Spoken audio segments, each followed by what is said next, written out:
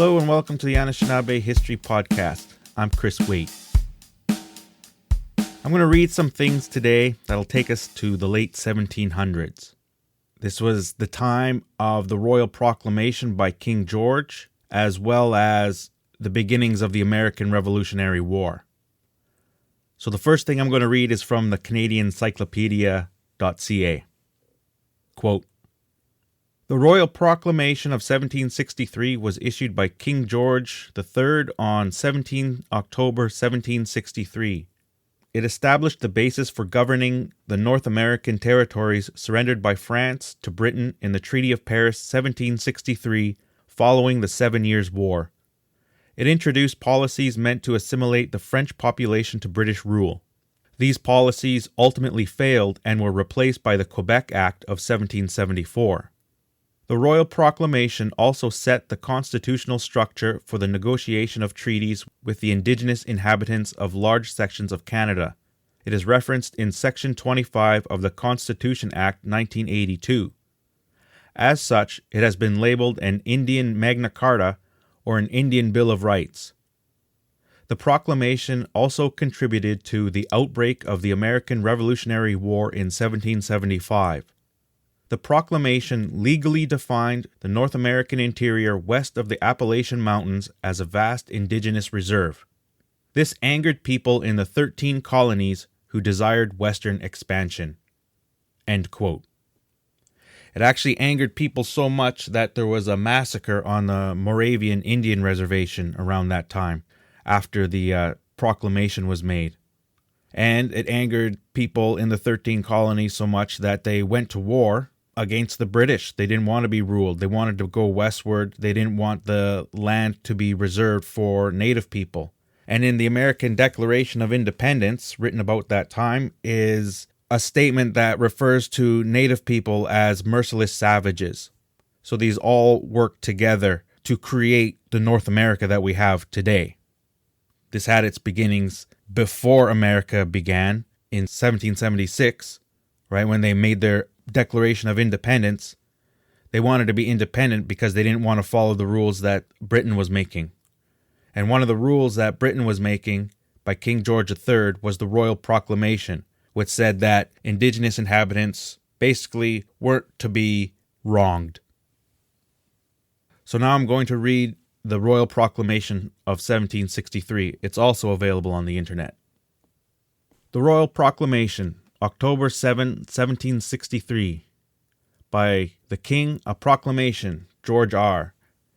Whereas we have taken into our royal consideration the extensive and valuable acquisitions in America, secured to our crown by the late definitive Treaty of Peace, concluded at Paris the 10th day of February last, and being desirous that all our loving subjects, as well of our kingdom as of our colonies in America, may avail themselves with all convenient speed of the great benefits and advantages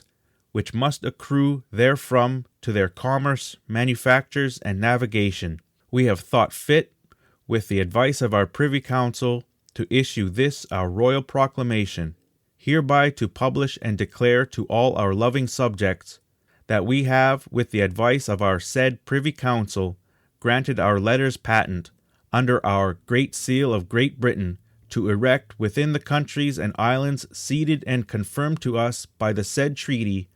4 distinct and separate governments, styled and called by the names of Quebec, East Florida, West Florida, and Grenada, and limited and bounded as follows, viz. First, the government of Quebec bounded on the Labrador coast by the river St. John, and from thence by a line drawn from the head of that river through the Lake St. John to the south end of the Lake Nipissing, from whence the said line crossing the river St. Lawrence and the Lake Champlain in 45 degrees of north latitude passes along the high lands which divide the rivers that empty themselves into the said river St. Lawrence from those which fall into the sea, and also along the north coast of the Baie de Chaleur and the coast of the Gulf of St. Lawrence to Cape Rosier, and from thence crossing the mouth of the river St. Lawrence by the west end of the island of Anticosti, terminates at the aforesaid river of St. John. Secondly, the government of East Florida, bounded by the westward by the Gulf of Mexico and by the Apalachicola River, to the northward by a line drawn from that part of the said river where the Chattahoochee and Flint rivers meet, to the source of St. Mary's River, and by the course of the said river to the Atlantic Ocean, and to the eastward and southward by the Atlantic Ocean and the Gulf of Florida, including all islands within 6 leagues of the sea coast. Thirdly, the government of West Florida, bounded to the southward by the Gulf of Mexico, including all islands within 6 leagues of the coast, from the river Apalachicola to Lake Pontchartrain, to the westward by the said lake, the Lake Maurepas, and the river Mississippi, to the northward by a line drawn due east from that part of the river Mississippi which lies in 31 degrees north latitude, to the river Apalachicola or Chattahoochee, and to the eastward by the said river. Fourthly, the government of Grenada, comprehending the island of that name, together with the Grenadines, and the islands of Dominico, St. Vincent, and Tobago, and to the end that the open and free fishery of our subjects may be extended to and carried on upon the coast of Labrador and the adjacent islands, we have thought fit, with the advice from our said Privy Council, to put all that coast, from the river St. John's to Hudson's Straits, together with the islands of Anticosti and Madeleine, and all other smaller islands lying upon the said coast, under the care and inspection of our Governor of Newfoundland. We have also, with the advice of our Privy Council, thought fit to annex the islands of St. John's and Cape Breton, or Isle Royale, with the lesser islands adjacent thereto, to our Government of Nova Scotia. We have also, with the advice of our Privy Council aforesaid, annexed to our province of Georgia all the lands lying between the rivers Altamaha and St. Mary's. And whereas it will greatly contribute to the speedy settling of our said new governments, that our loving subjects should be informed of our paternal care for the security of the liberties and properties of those who are and shall become inhabitants thereof, we have thought fit to publish and declare by this our proclamation that we have, in the letters patent under our great seal of Great Britain, by which the said governments are constituted, given express power and direction to our governors of our said colonies respectively, that so soon as the state of circumstances of the said colonies will admit thereof, they shall, with the advice and consent of the members of our council, summon and call general assemblies within the said governments respectively, in such manner and form as is used and directed in those colonies and provinces in America which are under our immediate government. And we have also given power to the said governors, with the consent of our said councils, and the representatives of the people so to be summoned as aforesaid, to make, constitute, and ordain laws, statutes, and ordinances for the public peace, welfare, and good government of our said colonies, and of the people and inhabitants thereof, as near as may be agreeable to the laws of England, and under such regulations and restrictions as are used in other colonies, and in the meantime, and until such assemblies can be called as aforesaid, all persons inhabiting in or resorting to our said colonies may confide in our royal protection for the enjoyment and benefit of the laws of our realm of England. For which purpose we have given power under our great seal to the governors of our said colonies respectively to erect and constitute, with the advice of our said councils respectively, courts of judicature and public justice within our said colonies for hearing and determining all causes, as well as criminal and civil, according to law and equity, as near and as may be agreeable to the laws of England, with liberty to all persons who may think themselves aggrieved by the sentences of such courts, in all civil cases to appeal under the usual limitations and restrictions to us in our Privy Council. We have also thought fit, with our advice of our Privy Council as aforesaid, to give unto the governors and councils of our said 3 new colonies upon the continent full power and authority to settle and agree with the inhabitants of our said new colonies, or to with any other persons who shall resort thereto, for such lands, tenements, and hereditaments as are now or hereafter shall be in our power to dispose of, and them to grant in any such person or persons upon such terms, and under such moderate quit rents, services, and acknowledgments as have been appointed and settled in our other colonies, and under such other conditions as shall appear to us to be necessary and expedient for the advantage of the grantees and the improvement and settlement of our said colonies. And whereas we are desirous upon all occasions to testify our royal sense and approbation of the conduct and bravery of the officers and soldiers of our armies, and to reward the same, we do hereby command and empower our governors of our said 3 new colonies, and all other our governors of our several provinces on the continent of North America, to grant without fee or reward to such reduced officers as have served in North America during the late war, and to such private soldiers as have been or shall be disbanded in America, and are actually residing there, and shall personally apply for the same, the following quantities of lands, subject, at the expiration of 10 years, to the same quit rents, and other lands are subject to in the province within which they are granted, as also subject to the same conditions of cultivation and improvement, viz. To every person having a rank of a field officer, 5,000 acres. To every captain, 3,000 acres. To every subaltern or staff officer, 2,000 acres. To every non-commissioned officer, 200 acres. To every private man, 50 acres. We do likewise authorize and require the governors and commanders-in-chief of all our said colonies upon the continent of North America to grant the like quantities of land, and upon the same conditions, to such reduced officers of our navy of like rank as served on board our ships of war in North America at the times of the reduction of Louisbourg and Quebec in the late war, and who shall personally apply to our respective governors for such grants. And whereas it is just and reasonable, and essential to our interest and the security of our colonies, that the several nations or tribes of nations with whom we are connected, and who live under our protection, should not be molested or disturbed in the possession of such parts of our dominions and territories as, not having been ceded to or purchased by us, are reserved to them, or any of them as their hunting grounds, as we do therefore with the advice of our Privy Council declare it to be our royal will and pleasure that no governor or commander-in-chief in any of our colonies of Quebec, East Florida, or West Florida do presume upon any pretense whatever to grant warrants of survey or pass any patents for lands beyond the bounds of their respective governments, as described in their commissions,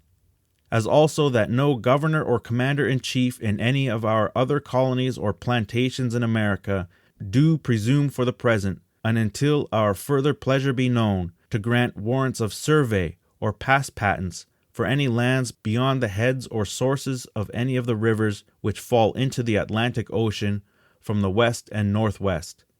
or upon any lands whatever, which, not having been ceded to or purchased by us, as aforesaid, are reserved to the said Indians or any of them.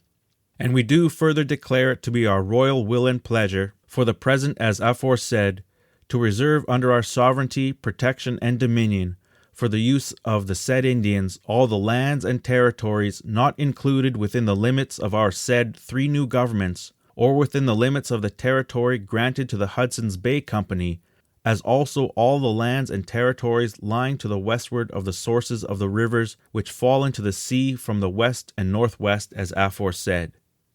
And we do hereby strictly forbid, on pain of our displeasure, all our loving subjects from making any purchases or settlements whatever, or taking possession of any of the lands above reserved without our especial leave and license for that purpose first obtained. And we do further strictly enjoin and require all persons whatever who have either willfully or inadvertently seated themselves upon any lands within the countries above described, or upon any other lands which, not having been ceded to or purchased by us, are still reserved to the said Indians as aforesaid, forthwith to remove themselves from such settlements. And whereas great frauds and abuses have been committed in purchasing lands of the Indians, and to the great prejudice of our interests, and to the great dissatisfaction of the said Indians, in order therefore to prevent such irregularities for the future, and to the end that the Indians may be convinced of our justice and determined resolution to remove all reasonable cause of discontent, we do, with the advice of our Privy Council, strictly enjoin and require that no private person do presume to make any purchase from the said Indians of any lands reserved to the said Indians, within those parts of our colonies where we have thought proper to allow settlement, but that if at any time any of the said Indians should be inclined to dispose of the said lands, the same shall be purchased only for us in our name at some public meeting or assembly of the said Indians, to be held for that purpose by the governor or commander-in-chief of our colony respectively, within which they shall lie. And in case they shall lie within the limits of any proprietary government, they shall be purchased only for the use and in the name of such proprietaries, conformable to such directions and instructions as we or they shall think proper to give for that purpose. And we do, by the advice of our Privy Council, declare and enjoin that the trade with the said Indians shall be free and open to all our subjects whatever, provided that every person who may incline to trade with the said Indians do take out a license for carrying on such trade from the governor or commander-in-chief of any of our colonies, respectively, where such persons shall reside, and also give security to observe such regulations as we shall at any time think fit, by ourselves or by our commissaries, to be appointed for this purpose, to direct and appoint for the benefit of the said trade. And we do hereby authorize, enjoin, and require the governors and commanders-in-chief of all our colonies respectively, as well as those under our immediate government, as those under the government and direction of proprietaries, to grant such licenses without fee or reward, taking special care to insert therein a condition that such license shall be void and the security forfeited in case the person to whom the same is granted shall refuse or neglect to observe such regulations as we shall think proper to prescribe as aforesaid. And we do further expressly enjoin and require all officers whatever, as well military as those employed in the management and direction of Indian affairs, within the territories reserved as aforesaid for the use of the said Indians, to seize and apprehend all persons whatever, who, standing charged with treason, misprisions of treason, murders, or other felonies or misdemeanors, shall fly from justice and take refuge in the said territory, and to send them under a proper guard to the colony where the crime was committed of which they stand accused, in order to take their trial for the same. Given at our court at St. James the 7th day of October 1763, in the year of our reign. God save the King." End quote. The Royal Proclamation was what instigated the American Revolutionary War. As I said earlier, there was also a massacre on a Moravian Indian reservation, and that was the beginning of America's westward expansion all the way to the West Coast. There was subsequent wars like the War of 1812, and then all through this time, America grew in power, Britain maintained its power, and the indigenous groups of North America lost their power. What happened at the same time is the Americans and the British made agreements to conquer the continent, despite what this Royal Proclamation said. And this was all long before many of the numbered treaties in Canada, although there were other treaties that had been signed before the Royal Proclamation. But I won't get into that here. So the Royal Proclamation is taught a little bit in schools, but I don't know if the people learning and teaching really understand what this document means and what its effects on North America have really been. America talks about freedom and independence, but really their freedom and independence came at the expense and at the genocide of indigenous people. That has to be taught alongside